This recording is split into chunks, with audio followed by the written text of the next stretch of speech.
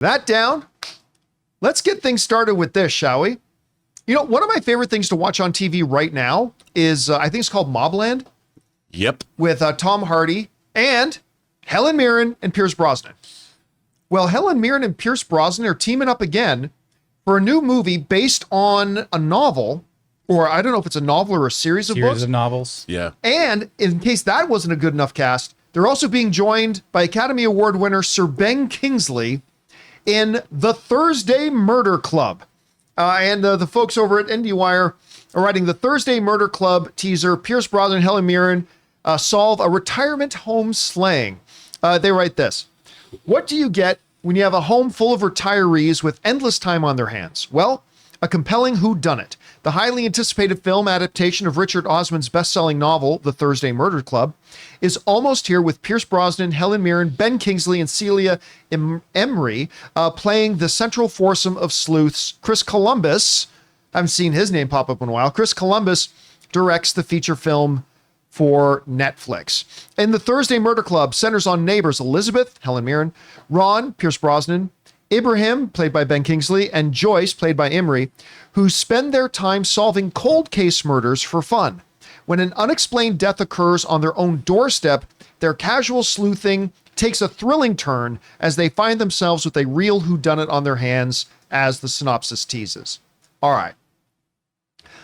I got instantly kind of excited when I saw Helen Mirren and Pierce Brosnan together again, because, again, I'm watching them in Mobland right now, and I love them in Mobland. They're going to have very, very different accents in this movie than they do in Mobland. And then you got Ben Kingsley and Columbus directing. Look, I am a sucker for mysteries. I'm a big sucker for mystery stuff. That's why I'm so big on the Glass Onion, Knives Out kind of movies that Rian Johnson does. One of the reasons why I like Only Murders in the Building so much. Now, look, you might be tempted to think, this synopsis sounds a little bit like Only Murders in the Building. I fell into temptation this morning. You corrected me. Well, it's true, but we must remember that this book was around before Only Murders in the Building. To be clear, I wasn't like, this is copying. No, I love it. I was like, hey, this is great. I think the trailer's wonderful. And I am stoked. I love these performers. I love the premise. I love a good murder. And listen, as much as I love Only Murders in the Building, I prefer my whodunit mysteries in movie format. I don't like, I mean, don't get me, I love Only Murders in the Building, but I prefer to have it in a movie rather than over 10 episodes or whatever. So I think this looks great. And it's very rare that I think a Netflix movie looks great. And unfortunately, that is what this is. This is a Netflix film. 99% of Netflix original films are complete garbage.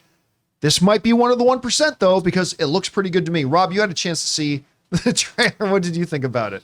James Bond, Gandhi, and Morgan Le Fay solve murders together. It's either a great setup for a joke, or it's something I'm going to be tuning into because, man, this looks good. Look, I love the fact that Pierce Brosnan in his post-Bond age has continued to churn out great stuff. Yeah. I mean, he's, you know, everything from movies like The Matador to doing stuff like this. That's Matador. An underrated movie. Totally underrated movie, man. And Pierce Brosnan has just got, he classes up the joint. I love it. And same with like Helen, the Mirren-sance, you know, I mean, she's been killing it. She's not stopped working. And same with Ben Kingsley. I mean, always figuring out ways to reinvent himself. I mean, he's got Wonder Man. He's got Wonder Man. Yeah. He's Trevor's. There's a hot toy of Ben Kingsley, and I own it. Like his character a lot. I mean, yeah, he's great. Trevor's great, and I like when actors, you know, they understand the assignment.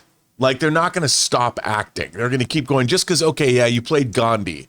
Where do you go from there? I don't know. But Ben Kingsley has never given up. Like F. Murray Abraham after Salieri.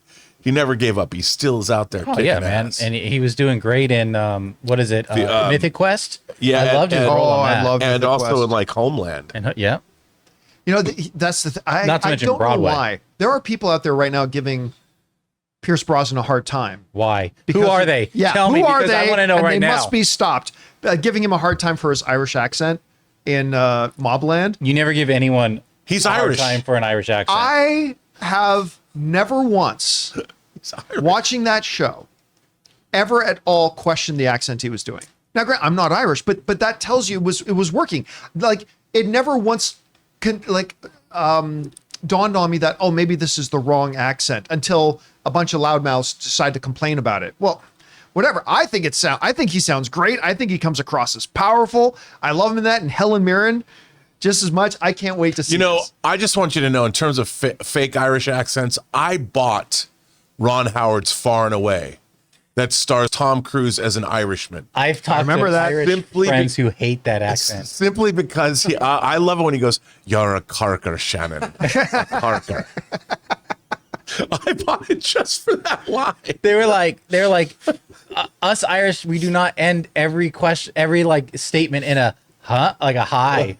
Like, what are you doing? Why? Where are we gonna go? Oh, and listen, I hope somehow, some way, I totally understand if he doesn't. It's totally understandable if James Gunn does not do this. But if he could find a way to bring Pierce Brosnan back as Dr. Fate, that was one of the things that worked really well in the Black Adam. Not everything worked real well in the Black Adam movie.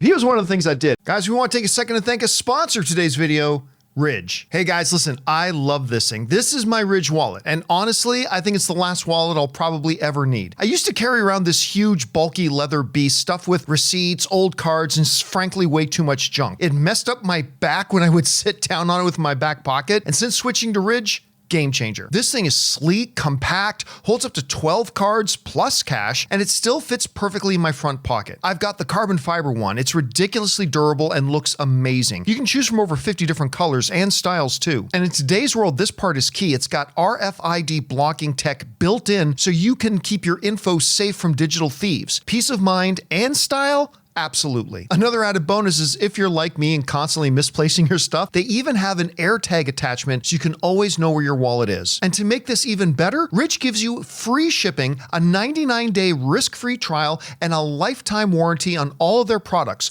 wallets, key cases, even suitcases. Right now, Ridge is having their huge Memorial Day sale. Get up to 40% off at ridge.com/Campea. That's ridge.com/Campea. And after you buy, tell them our show sent you because it helps a lot. Anyway, guys, question is for you. Did you have a chance to watch this trailer for the Thursday Murder Club? I think it looks great. I'm really looking forward to seeing this.